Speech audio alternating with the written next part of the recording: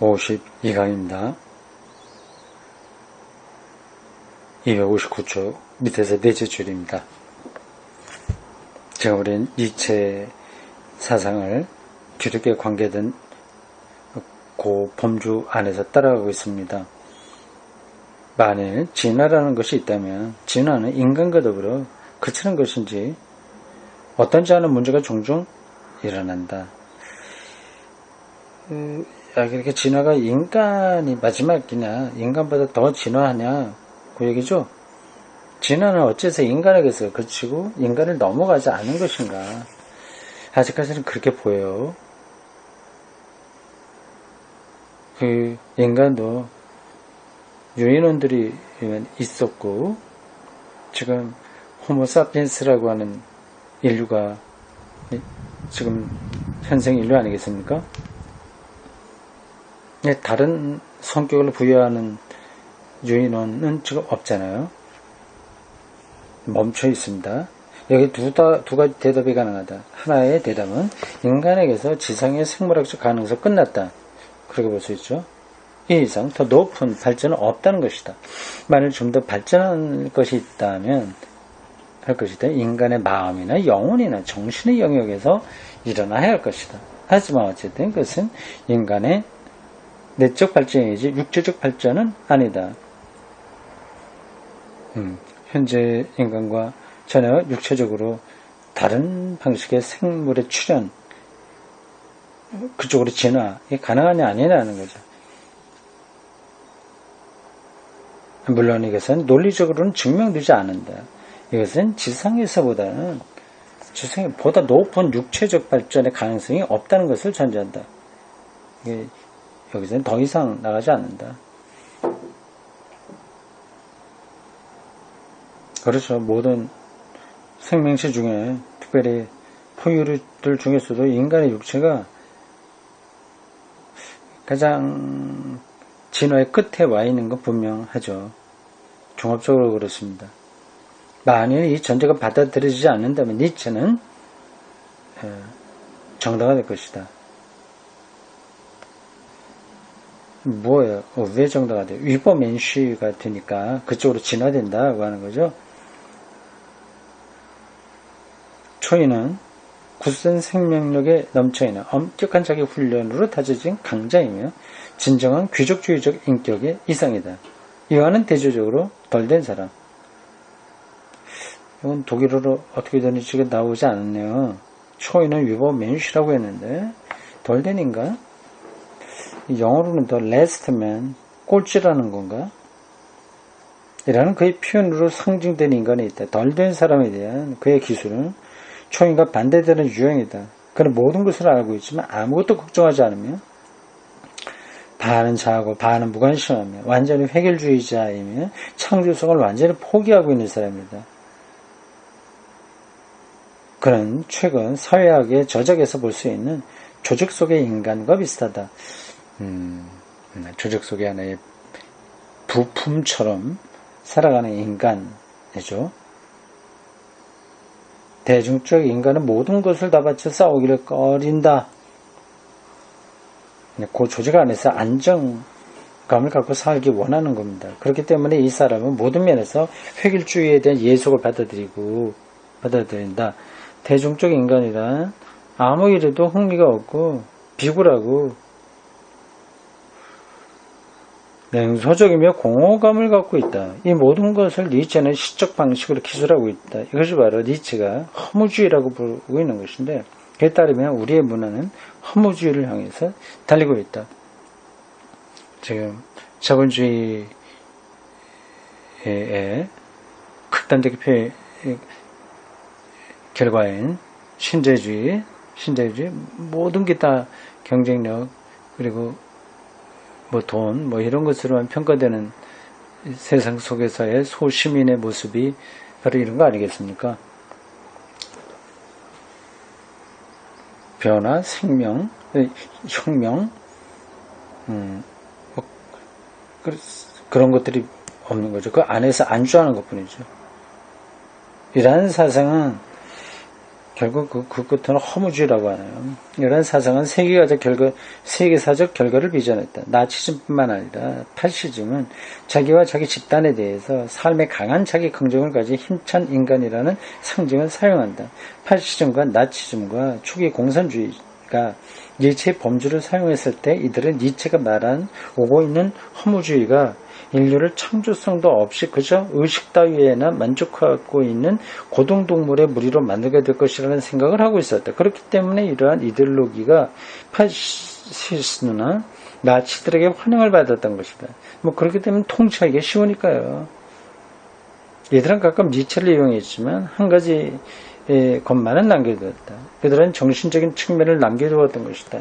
니체의 초기 사상은, 초인 사상은, 위법 맨슈의 사상은 육체적인 측면과 정신적인 측면 또는 심적인 측면을 내포하고 있다.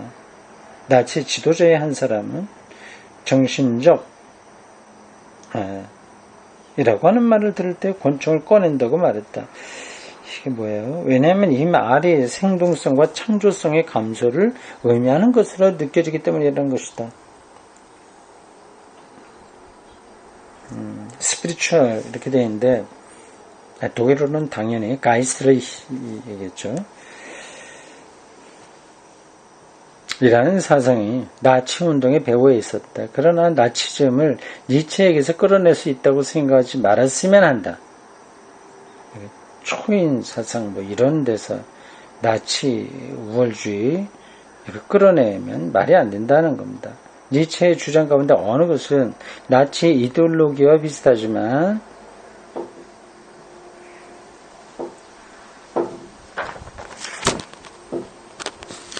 니체에게서 또는 루터의 해결에게서 나치즘을 끌어내려고 생각해서는 안 된다. 이것은 단지 이들 위대한 사람들이 가진 사상을 저속화하거나 왜곡하는 것에 지나지 않는다. 자, 아무리 뛰어난 사상이 있다고 하더라도 뒤에서 왜곡하기 시작하면 끝이 없습니다.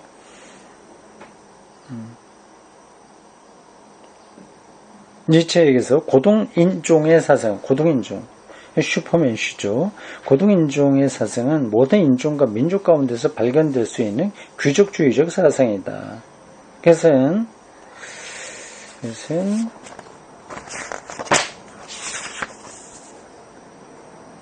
인종적 우수성에 관한 수칙적 사상이다. 수칙적이다.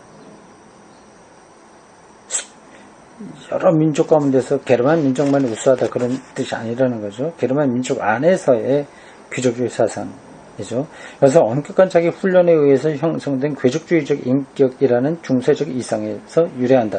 그러나 나치즘에서는 인종에 관한 수평적 사상, 그 특정한 생물학적 인종이 다른 인종보다 우월하다는 사상이 있었다. 이것도 정확하게 내가 바로 앞에서 얘기했습니다. 그렇죠? 그래서 북방인종과 같은 특정한 민족이나 특정한 인종을 뛰어난 인간의 집단으로 보게 된다. 모든 것이 저속화된다. 여기에 비춰보면 여러분은 나치즘의 유사종교적 마성을 보다 잘 이해할 수 있게 된다. 이것은 산업사회의 위험과 반대되는 것이다. 산업사회의 위험은 냉소적인 태도로서 사랑이 없이 사물을 바라보기만 하는 덜된 인간의 이상으로 상징되어 있다. 네, 다음입니다. 261쪽 밑에 새롭게 시작하는 패러그래프입니다. 니체의 삶의 긍정은 이상의 모든 것을 넘어서 스토아 학파에 의해서 표현되었던 고전적 형이상학적 사상 또는 진화론적 사상, 다시 말해서 영원 회귀의 사상으로 나간다. 제가 좀 궁금하게 생각했던 게 니체의 이 영원 회귀 사상이거든요. 알 듯 말 듯 모를 듯 했습니다. 영원 회귀 사상. 그래도 그의 철학을 이해하는 데 중요한 개념입니다. 틸리가 어떻게 설명하는지 보겠습니다. 이것은 역사란 전진하는 것이 아니고 처음으로 돌아간다는 사상이다. 이러면 이제 기독교적인 역사가는 아니에요. 성서 역사가는 진보합니다. 돌아가지 않습니다. 다시 회귀하는 것은 그리스 사상에서 말하는 역사 환원주의죠. 회귀 순환 논리죠. 이것은 영원회귀라는 고전적 그리스 사상이다. 그러군요. 그리스 사상 금방 나오죠. 그래서 모든 사건은 무한히 반복한다는 것을 의미한다. 짜라투스라는 이렇게 말했다.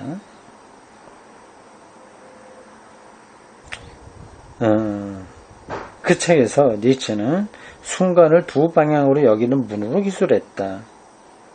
모든 순간마다 무한한 순간의 반복이 있다. 모든 사건은 무한히 반복된다. 이런 부분들이 없는 건 아닙니다. 그 전도서, 구약의 전도서에도 보면 해 아래 새 것이 없다. 다 있었던 거다. 그런 표현들도 나옵니다. 이것은 상징적 신화론적 표현이다. 만일 우리가 그 의미를 묻는다면 그것은 순간의 영원화 라고 할 수 있다. 순간은 영원하다. 이 순간에 대한 강조. 아우겐블릭, 하이데거가 또 중요하게 말했던 개념입니다. 순간 안에 영혼이 들어있다. 이건 동의가 돼요. 그러나 그것은 슐라이르마커나 나의 사상에서처럼 영원한 생명에 대한 사복음서의 사상에 따라 순간 속에 영원한 생명이 현존한다는 의미에서 영원하다는 것은 아니다. 저도 여기에 포함됩니다. 슐라이르마커와 틸리의 관점에서처럼 지금 죽어도 영원히 산다. 살아서는 있잖아. 영원히 죽지 않는다는 요한복음 사상에 저도 서 있습니다. 니체에게서 이것은 순환이다. 덧없이 지나가 버리는 순간에 영원하라. 모든 것이 전에 일어났고 장래에 다시 일어나는 것을 무한히 반복한다는 사실을 가리킨다.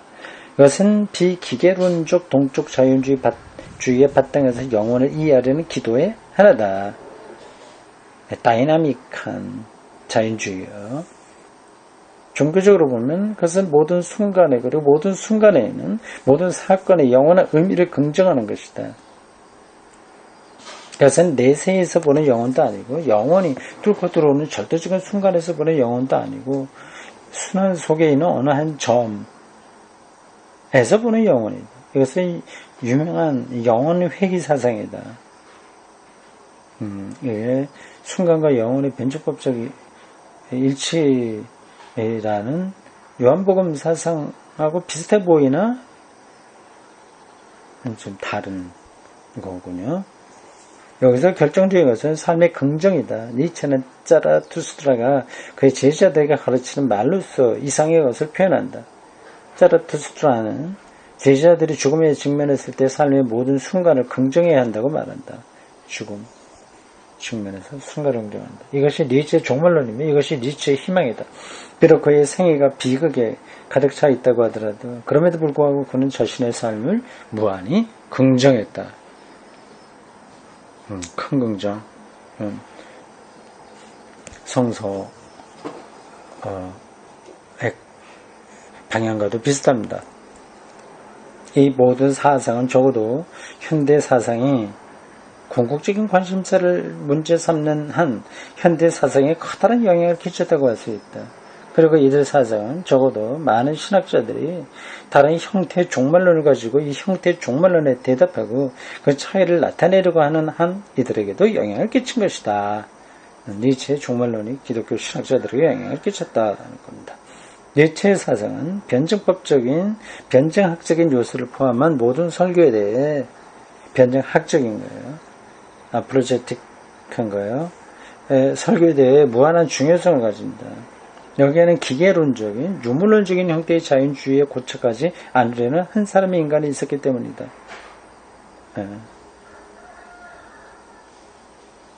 영혼 회귀가 그렇게 기계론적인데 머물지 않는 거라는 거죠. 그것은 탈자적 자연주의였다. 우리가 자연주의라고 하는 말을 쓸 때 우리는 어떤 유형의 자연주의를 생각하고 있는가에 대해서 명백히 해야 된다. 오늘날 우리는 기계론적 또는 유물론적 형태의 자연주의를 환원주의적 자연주의라고 부른다. 그렇죠. 환원주의죠. 여기에는 모든 것이 원자의 운동으로 환원된다. 그것은 정신과 생명의 독립적인 실제성을 갖는다는 것을 부정한다. 실제성, 리얼리티예요. 독립적인 실제성. 정신과 생명이 그런 원소 운동에서 독립적인 리얼리티를 갖는다는 것을 부정한다. 거기에 종속돼 버립니다. 그게 환원주의적 자연주의, 리덕티브 내추럴리즘이라는 겁니다. 니체는 그건 아닙니다.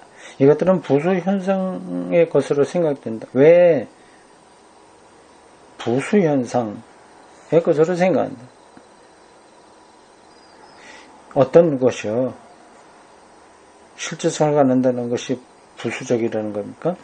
왜 현상적이라고 하느냐 하면 페노메널 그것은 생명과 정신이 현실의 실제에서 그것을 부정할 수가 없기 때문이다. 왜 부수적이라고 하냐면 그것은 그것들이 제2차적 표면적인 것으로서 실제 내부 실제 일부가 아니기 때문이다. 그것은 결코 심오한 철학은 아니다.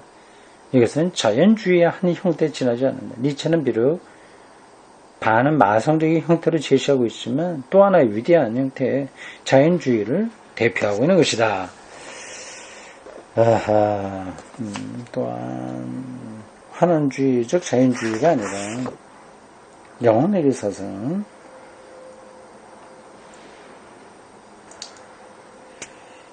뭐라고 해야 했습니까? 기계론적이고 환원적인 게 아니라 오히려 훨씬 정신과 생명의 독립적인 실제성이 가능한 관점인 거죠. 이거 좀 더 설명이 필요한데 그냥 가죠. 자, 이제 강의 끝났고 물음과 대답이 있습니다. 우리가 읽어보겠습니다. 물음. 당신은 니체에 관해서 말씀해 주셨는데 그에 대해서 비판하지는 않았습니다. 비판을 들려주지 않겠습니까? 대답합니다. 비판하려고 합니다. 그렇지만 그의 사상 모두를 비판하려면 긴 이야기가 될 것입니다. 그러나 힘의 의지라는 개념부터 시작하기로 합시다. 힘의 의지. 힘의 의지에 대한 니체 사상은 흔히 말하는 의지나 힘이라는 말을 사용하고 있지 않다는 것을 여러분에게 말했습니다. 그 말을, 이 단어를 사용하지 않았다고요? 왜 많이 했는데, 무슨 얘기인가요? 도리어 그것은 존재하는 것에 나타나는 생명의 충동입니다. 그렇나요? 실제로 생명의 충동. 이것은 형이사학적인 개념입니다. 비인간적 차원에서는 충동이란 말이 더 적합하다고 할 수 있습니다. 힘이라는 것은 사회적, 정치적, 경제적 힘이 아니고 오히려 삶의 자기 긍정을 말합니다. 그건 생명을 보존하는 의미에서뿐 아니라 생명을 더 발전시킨다는 의미에서 그렇습니다. 이 점에서 니체의 사상은 우리 자신 안에서 우리 자신 안에서는 자연 안에서 관찰할 수 있는 삶의 과정을 적절하게 기술한 것으로 비판할 필요는 없다고 봅니다. 그러나 힘의 의지에 관련한 규범의 세계가 니체에게서 성실되어 있는 한 비판은 필요하다는 것을 알게 됩니다. 규범의 세계요. 실제적인 규범 안에 있는 우리의 삶, 일상을 가리키는 겁니다. 이게 좀 없다는 거예요. 형이사학적으로만 되어 있고 실제 삶에는 구체적인 것들이 거론되지 않았다는 뜻으로 들립니다. 이 규범적 원리, 규범적이요. 뭐 해야 되고 안 해야 되고 직장에 나가야 되고 이런 결혼해야 되고 이런 다 규범적 원리입니다. 이 원리의 결여야말로 나치즘이 니체를 오용할 수 있게 했습니다. 니체 자신은 귀족주의적 규범을 가지고 있었습니다. 유버맨쉬가 바로 귀족주의적인 거요. 그가 이상으로 했던 것은 16세기, 17세기에 있었던 베니스 베네치아 공화국이었습니다. 거기 해상 도시국가였죠. 귀족 계급에 속한 모든 사람의 특징이었던 엄격한 자기 훈련이 그의 일상이었습니다. 그런데 거기엔 자의뿐 아니라 훈련도 있었습니다. 그러나 이 훈련은 인간 전체에 적용할 수 있는 규범을 가지지 못했습니다. 모두가 다 귀족이 될 수는 없잖아요. 훈련을 해야만 가야 되는데. 그렇기 때문에 하이데거와 같은 사람은 낡은 규범을 제거하는 데만 그쳤습니다. 낡은 규범. 잘못된 관습, 이런 것들이요. 제도, 이런 것들. 이것은 니체 자신에 따르면 신의 죽음과 함께 소멸했던 것입니다. 신의 죽음에 관해서는 지난번에 말했습니다. 하이데거는 낡은 규범을 결의성으로, 다시 말해서 아무런 규범 없이 무엇인가 해야 하는 결단으로 바꿨습니다. 이건 니체도 마찬가지였습니다. 규범이 없음으로 해서 나의 의지만 있습니다.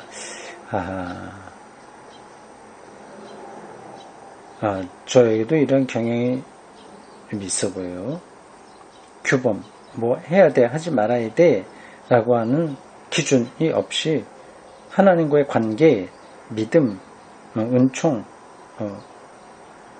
이런 것에 더 몰두하니까요. 그게 그 말 아니겠습니까?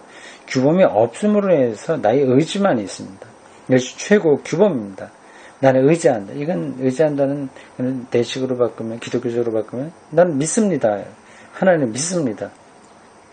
나를 의지한다는 이 제 최고 규범. 그렇군. 재밌네요. 우리 기독교는 나는 믿습니다가 최고 규범인데, 니체는 나는 의지한다가 최고 규범이에요.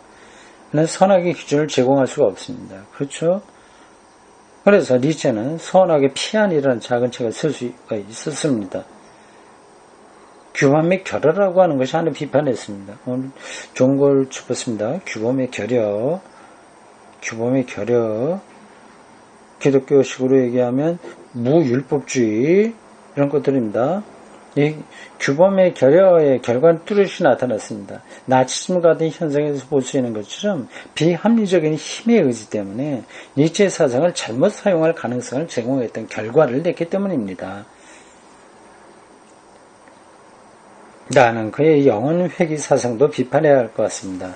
그의 사상은 순환하는 때라는 고전적 관념으로 되돌아간 겁니다. 여기엔 신비한 것이나 정말 새로운 것이 빠져 있습니다. 사실 니체는 역사의 새로움을 강조했습니다. 그는 모든 가치의 갱신, 가치의 전환, 초인의 도래에 대해서 말했습니다.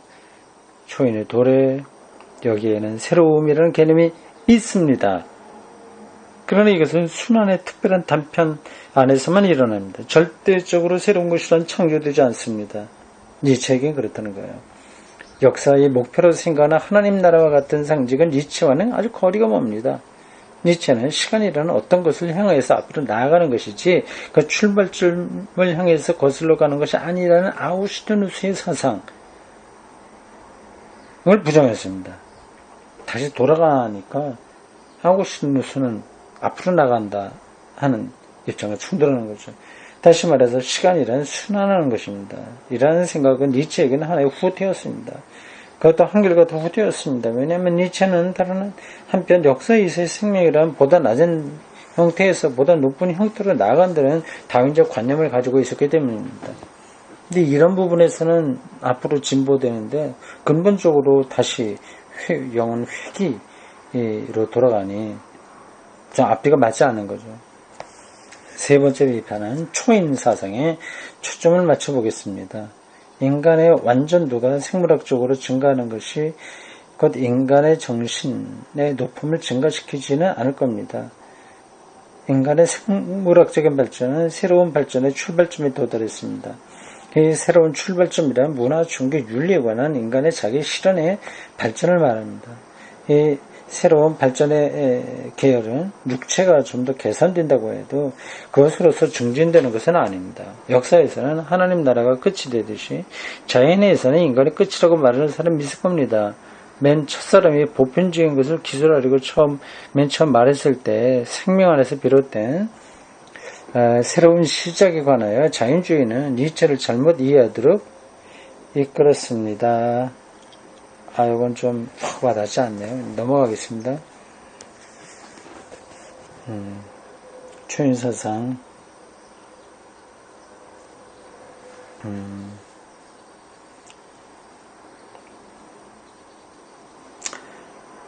하여튼 뭐 됐습니다. 다음으로 우리는 신의 죽음에 대한 니체의 사상은 다만 상대적인 진리에 지나지 않는다는 것을 지적할 수 있을 겁니다. 전통적인 신은 아직도 살아있을 뿐 아니라 니체 자신도 또 하나의 신을 제시하고 있기 때문입니다. 또 하나의 신이란 신적 마선적 존재를 말하며 그가 삶이라고 불렀던 바로 그것입니다. 생명이죠. 나는 여러분에게 힘의 의지라는 그의 마지막 단편집에 힘, 의지 이런 그 단어를 사용했잖아요. 근데 앞에서는 그걸 안 냈다고 그래서 좀 이상하게 생각했습니다. 힘의 의지라는 그의 마지막 단편집에 주의할 것을 촉구했습니다. 이 힘의 의지는 삶 전체의 비합리성과 역설적인 성격에 관하여 탈자적으로 통찰하게 합니다. 탈자적으로 즉자적으로 하고 반대되신가요? 벗어난다는 거죠. 자기를 벗어난다. 객관적으로 본다는 거예요. 실존 없이 본다는 겁니까? 그리고 그것은 삶 자체를 있는 그대로 긍정함으로써 이 삶에 복종할 것을 요구합니다. 그건 맞죠. 니체는 터무니없는 입장에서 말하는 무신론자가 결코 아닌 게 확실합니다. 내 신이 없다, 나 절대적 믿지 않아, 이런 식이 아닌 거죠. 그러나 그는 종교의 전통적인 신, 특히 그리스도교의 전통적인 신과 전혀 다른 하나의 신을 가지고 있습니다. 그에게 신학이 좀 부족하기 때문에 이런 일이 벌어진 거 아니겠습니까?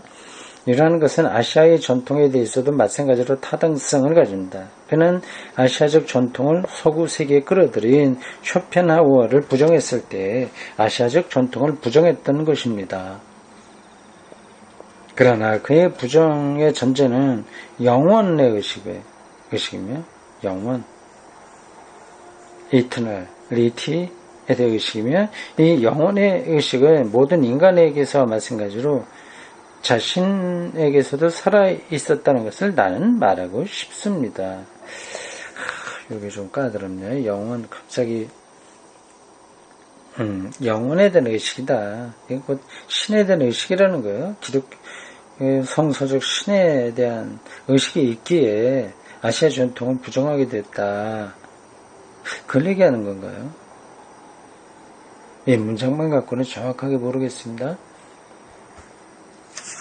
나는 또한 니체의 분노 이론과 도덕성 이론에 대해서도 말해두겠습니다. 이것은 자기 모순을 내포하고 있습니다. 왜냐하면 대중에게 자신의 윤리를 강요했던 귀족적 집단은 개인적인 자의와는 무관한 그들 자신의 윤리적 규범을 가지고 있었기 때문입니다. 니체는 합리적인 예언자였으며 자연주의적 예언자였습니다. 비합리적인 거예요.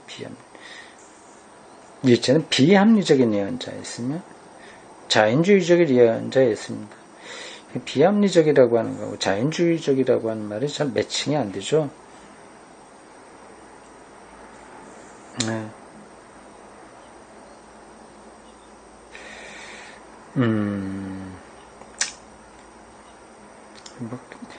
이 니체 사상 안에서는 이게 연결이 됩니다. 그렇게만 생각해 두십시오. 그러나 그리스도교의 신학자들은 니체에게서 아주 많은 것을 배울 수 있었습니다. 그 나치즘에 의해서 잘못 쓰였다는 사실만큼 가슴 아픈 것은 없습니다. 이 때문에 니체는 독일에서 그의 의의를 많이 읽게 되었습니다. 아마 다른 나라에서도 그랬을 것입니다. 근데 이렇게 니체 사상이 나치즘에 의해서 오용되었다고 하더라도 그의 철학이 그렇게 좀 부정당하지는 않는데요. 틀리가 이거를 강의할 그 당시는 조금 그랬을지 모릅니다. 2차 세계대전 끝난 지 얼마 안 되었을 때니까요. 그 이후로 니체 사상은 세계적인 철학 세계에서, 철학계에서 독보적인 위치를 여전히 차지하고 있습니다. 신학에서도 여전히 중요한 철학자로 자리를 잡고 있습니다. 여기까지 됐습니다. 이제 그 다음에 5째 마당으로 넘어가는데, 조금 여기서는 이제 좀 신학자들 이야기 많이 나와요. 그래도 이게 이 틸리의 이 책이 간단한 게 아닙니다. 신학에 대한 오리엔테이션이 충분하지 않은 사람들에게는 이게 뭐 철학책이야, 인문학 책이야, 현대 유럽 역사 사상가를 다룬 책이야, 이렇게 생각되겠습니다. 네. 어쨌든 우리가 어려운 부분들은 다 끝냈습니다. 이제 마지막 5째 마당 이거 남았습니다. 고맙습니다.